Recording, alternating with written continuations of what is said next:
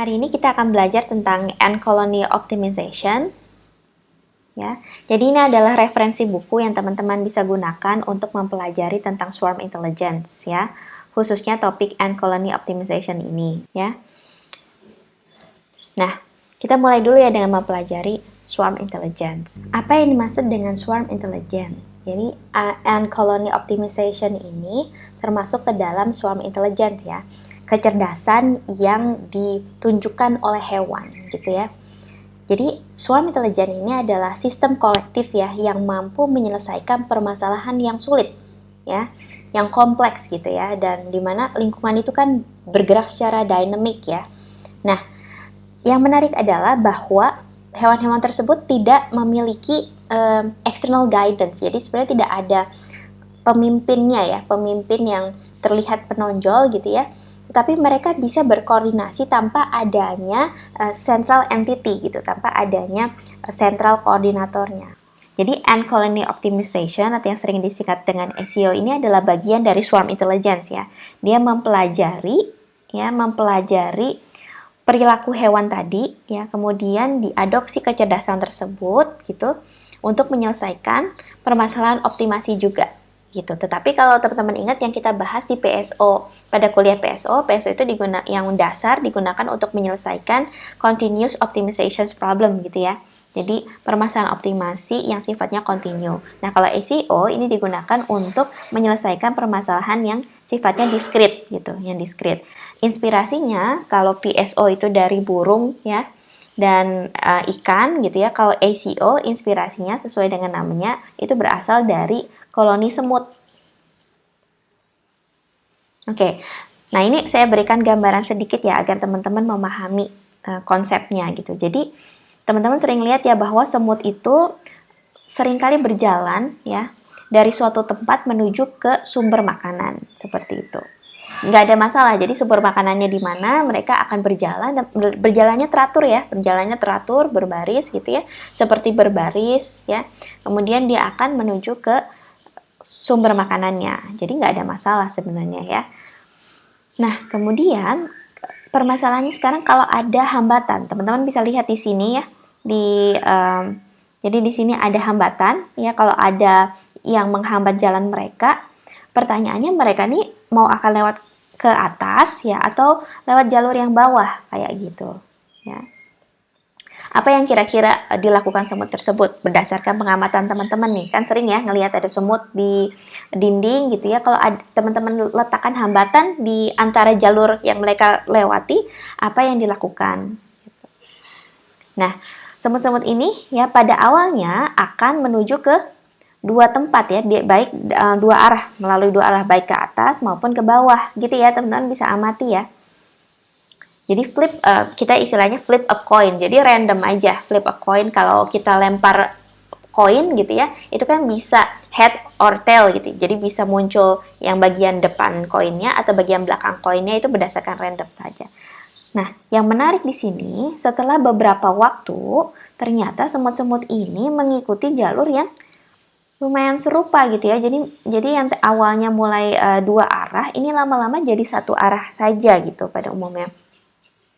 Artinya, kalau kita bisa lihat arah atas dan bawah ini sebenarnya kan lebih dekat lewat jalur yang atas gitu ya. Tapi awalnya kan mereka tidak tahu. Jadi awalnya mereka random, ada yang ke atas, ada yang ke bawah. Tapi setelah beberapa lama, kalau teman-teman amati, mereka akan melalui jalur yang lebih pendek gitu, shortest path gitu. Nah, inilah yang menarik gitu. Artinya mereka seperti melakukan optimasi di situ ya, mencari jalur yang lebih pendek gitu agar semut-semut tersebut bisa lebih cepat mencapai ke sumber makanan. Nah, inilah yang jadi ide dasar dari ant colony ya, ant colony organization gitu. Nah, ini saya akan bahas overview tentang konsep-konsepnya saja ya. Saya tidak akan bahas secara detail perhitungannya, tetapi pada perkuliahan kita kali ini kita akan belajar mengenai ide-ide dasarnya ya. Jadi ant colony organizations-nya, konsepnya itu adalah menggunakan teknik peluang, ya, probabilistic technique. Artinya nanti semut-semut ini akan bergerak ke arah ya ke berbagai arah dengan peluang ya, dengan teknik peluang. Artinya ada peluangnya, misalnya ke A ini peluangnya sekian, untuk dia milih ke jalur yang B ini peluangnya sekian. Di sini ada decision making, jadi mereka nanti harus mengambil keputusan ya, mau ke arah yang mana gitu untuk mencapai suatu tujuan. Nah, yang kita inginkan adalah agar semut-semut tersebut ya kan bisa mencapai atau melalui jalur yang optimal gitu. Artinya kalau misalnya in terms of jarak, kita ingin semut-semut tersebut mencapai jarak yang terpendek gitu ya. Ya, semut di sini nih nanti bisa kita adopsi untuk menyelesaikan permasalahan optimasi gitu ya. Tetapi kita sebut dulu ya bahwa agen itu sebagai semut gitu ya. Nah, Ant Colony Organization ini juga merupakan meta-heuristic optimization. Artinya apa? Artinya untuk menemukan solusi terbaik ya, dilakukan iterasi-iterasi ya. Jadi di setiap iterasi dilakukan perbaikan ya, perbaikan solusi. Harapannya seperti itu. Nah, Ant di sini teman-teman bisa baca bahwa untuk bergerak dari nest ya, nest istilahnya dia berangkat dari suatu tempat gitu, dari sarang menuju food source atau sumber makanan gitu ya. Itu caranya gimana? Padahal ya semut itu ya, blind ya, ini menurut istilahnya para pakar biologi, ants itu kan tidak bisa melihat, kok mereka bisa gitu ya. Mereka bisa mencapai sumber makanan. Nah, di sini, apa kira-kira yang menyebabkan seperti itu? Salah satunya adalah ya diduga bahwa ada pheromone trails. Pheromone trails itu artinya mereka untuk mencapai ke sumber makanan tuh mereka mengeluarkan suatu zat kimia ya, pheromone, dan mereka meninggalkan jejak gitu. Teman-teman bisa lihat ya, kalau pada saat semut dengan semut lain bertemu, itu mereka saling berinteraksi ya, seperti salaman gitu.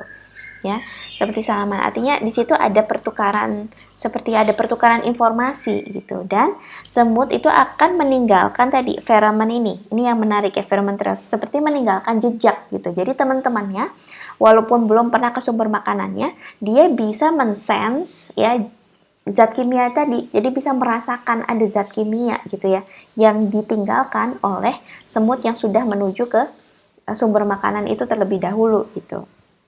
Nah, bagaimana pergerakan semut pada saat awal? Tentu teman-teman bisa lihat ya bahwa random sifatnya. Artinya mereka pada awal tuh acak dulu gitu ya. Kemudian mereka mengeluarkan feromon gitu ya, setiap melalui suatu jalur tuh sambil jalan mereka sambil meninggalkan feromon trails ya, jejak feromon. Nah, semakin banyak ya, artinya semakin banyak semut yang melalui suatu jalur, artinya feromon yang ditinggalkan di jalur tersebut akan semakin meningkat gitu. Sehingga ini akan meningkatkan peluang semut lain memilih jalur tersebut ya, mengikuti jalur tersebut. Nah, itu adalah inti konsep dari ACO. Sehingga kalau jalurnya itu lebih diinginkan karena dia misalnya jalurnya lebih pendek gitu ya, maka harapannya adalah semut-semut lain akan mengikuti jalur yang pendek itu gitu ya, supaya lebih cepat sampai ke sumber makanan. Nah, ini ilustrasinya ya, ada ilustrasi yang pada saat iterasi awal gitu ya.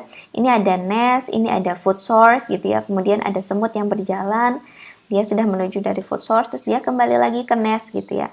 Teman-temannya di sini semakin banyak. Nah, ada beberapa jalur alternatif ya untuk dari nest ke food source, begitu pula dari food source ke nest. Itu teman-teman bisa lihat ada jalur dari sini gitu ya. Terus bisa juga melalui jalur yang ini ataupun kombinasi ya, seperti itu.